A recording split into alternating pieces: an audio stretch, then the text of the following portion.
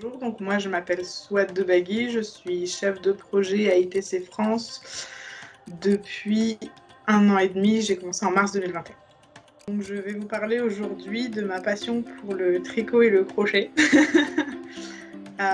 J'ai commencé quand j'étais petite, j'avais une dizaine d'années.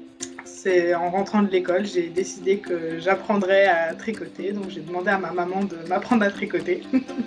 J'ai continué jusqu'à l'âge adulte et j'ai vraiment repris pendant le confinement, pendant la période du Covid où on ne pouvait rien faire à part rester chez soi et faire des activités. Donc c'est à cette période que j'ai vraiment repris à plein temps et que j'ai aussi découvert le crochet qui est assez similaire.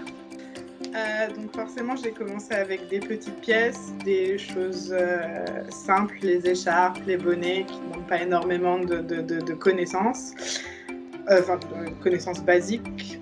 Et puis j'ai enchaîné donc, en commençant le crochet, j'ai commencé à faire des choses un peu plus travaillées, c'est ce qu'on appelle des amigurumi par exemple, ce sont des petits personnages en peluche.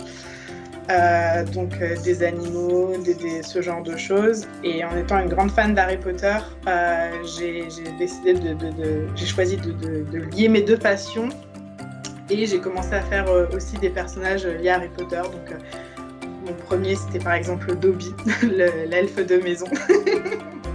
Mon premier vêtement, c'était un pull de Noël. Donc là, ça fait un mois que j'ai commencé. Et je pense le finir d'ici une semaine ou deux pour pouvoir le porter cette année à Noël. J'ai un panier de choses que j'ai pu faire. Je les garde, j'ai une collection dans ma chambre, ce que j'aime le plus, je les garde. Et parce que forcément on me demande des choses, donc quand on me les demande et que j'aime bien, j'ai tendance à les refaire pour moi. Donc ce que j'aime le plus avec le tricot et le crochet, c'est que ça me permet de m'évader, de vraiment arrêter de penser aux choses stressantes. Je suis perdue dans je suis perdue dans mes comptes, dans mes motifs, donc ça me permet vraiment de couper et d'avoir un moment zen. Et même pour les articulations au niveau des mains, etc., c'est très bon, donc comment joindre l'utile à l'agréable.